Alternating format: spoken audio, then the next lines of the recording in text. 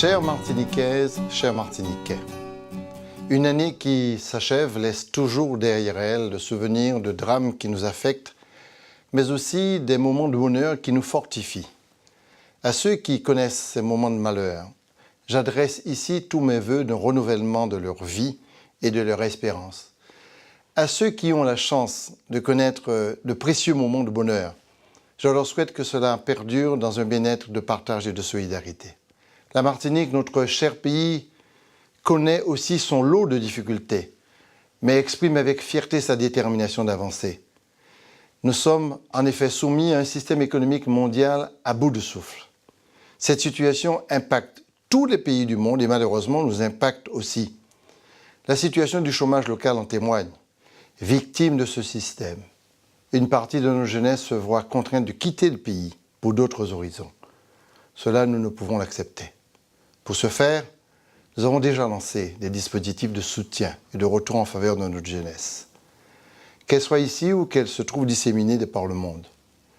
Une autre de nos préoccupations est le vieillissement accéléré de notre population et les conséquences qui s'en suivent sur le plan économique et social.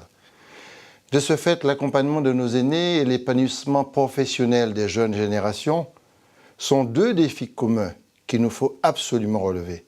Oui, il nous faut changer de modèle économique pour faire avancer la Martinique, ce que nous avons engagé depuis 4 ans.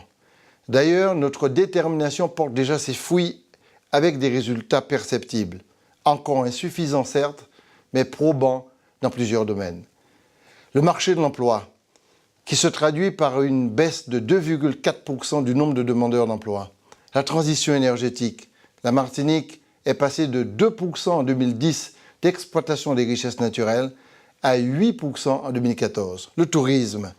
Les croisiéristes étaient 37 000 en 2010. Ils seront 300 000 en 2015. L'investissement. Plus d'1 milliard d'euros a été investi au cours de ces 4 dernières années, comme le démontrent les avancées du TCSP, qui doit être livré avant fin 2015. D'autres secteurs sont aussi impactés grâce à des plans de relance et des initiatives spécifiques.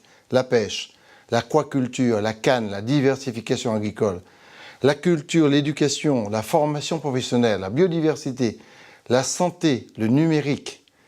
La Martinique est désormais membre des grandes instances internationales de la Caraïbe. Nous nous inscrivons résolument dans notre géographie cordiale. D'ailleurs, le 60e sommet des États de la Petite Caraïbe se tiendra en Martinique, début février. Grâce aux habilitations obtenues auprès du Parlement depuis 3 ans, la Martinique réglemente et légifère au niveau de l'énergie, du transport et de la formation professionnelle. C'est un cheminement moderne vers la responsabilité qui aujourd'hui est une réalité et pas une simple incantation idéologique. Il n'y a pas de modèle à suivre.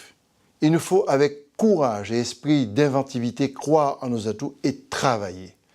C'est dans cet état d'esprit que nous préparons la mise en place de la collectivité territoriale de Martinique. La région et le département et leur personnel travaillent ardemment pour que cette étape se déroule dans les meilleures conditions. Il n'y a donc aucune raison de s'inquiéter de cette transition démocratique. Vous le voyez, notre cheminement est surtout constitué de défis à relever, mais aussi d'espérances à conquérir.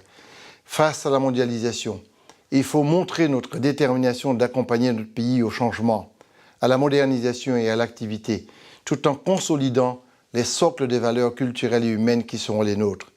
Pour cela, il nous faut avoir confiance en nous et continuer à être fiers d'être martiniquais.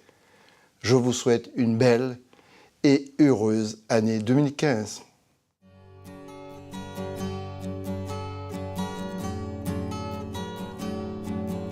La Martinique, mon pays, je l'aime.